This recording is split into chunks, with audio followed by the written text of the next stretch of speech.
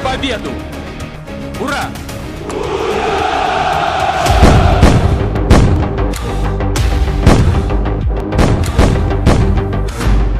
Trump की परमाणु चाल का पुतिन ने पर्दाफाश कर दिया है।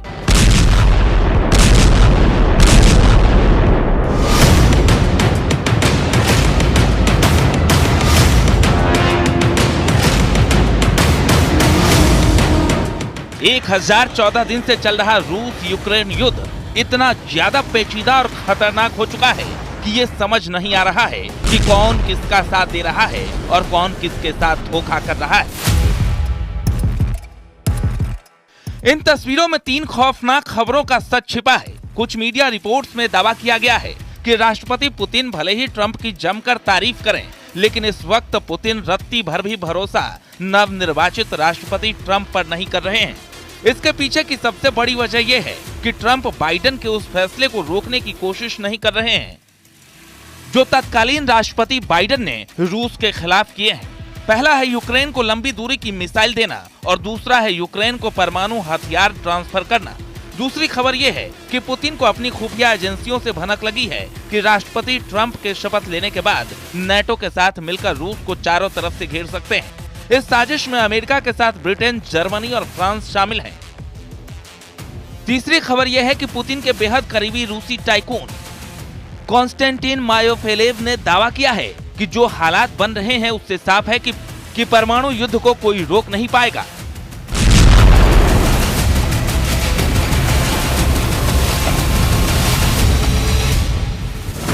सवाल यह भी है, क्या 13 देशों में होने वाली है परमाणु जंग? एक बात जान लीजिए, आम आदमी, बड़े नेता, अफसर, यहाँ तक कि वॉर एक्सपर्ट भी नहीं जानते हैं कि युद्ध में जंग से जुड़े बड़े फैसले क्यों होने वाले हैं।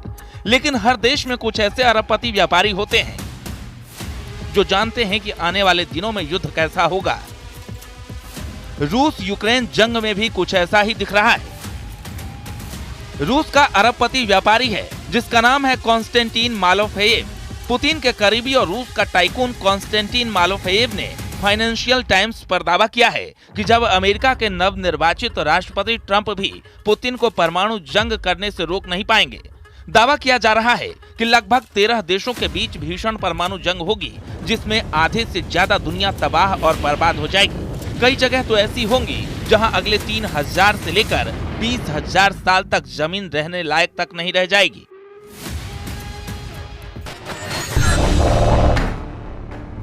अगर पिछले 72 घंटों की बात की जाए तो राष्ट्रपति जेलेंस्की के लिए लगभग 3 साल से चल रही जंग भस्मासुर बनती जा रही है। अलेक्जेंडर सिरस्की जेलेंस्की के साथ सर खपा रहे हैं। दिक्कत यह भी है कि पुतिन ने नेटो देशों के खिलाफ अपनी परमाणु मिसाइलें तैनात कर दी हैं। रूस से लेकर बेलारूस तक रूस ने ऐसी जबरदस्त परमाणु युद्ध का चक्रव्यूह रचा है कि नेटो देशों की हालत खराब हो चुकी है।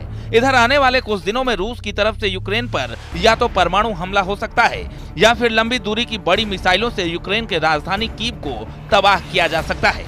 हम आपको पूर्व अमेरिकी विदेश मंत्री कॉलिन पावेल के स्टाफ के प्रमुख तौर पर काम करने वाले अमेरिकी सेना से सेवानिवृत्त कर्नल लॉरेंस विल्करसन का वो हैरान करने वाला बयान दिखाते हैं जिसमें उन्होंने साफ कहा है कि जिस तरह से रूस पर यूक्रेन ने अमेरिकी मिसाइलों से हमला किया है, उसके बाद से रूस यूक्रेन के साथ साथ नेटो देशों पर हमला करने का पूरा अधिकार रखता है।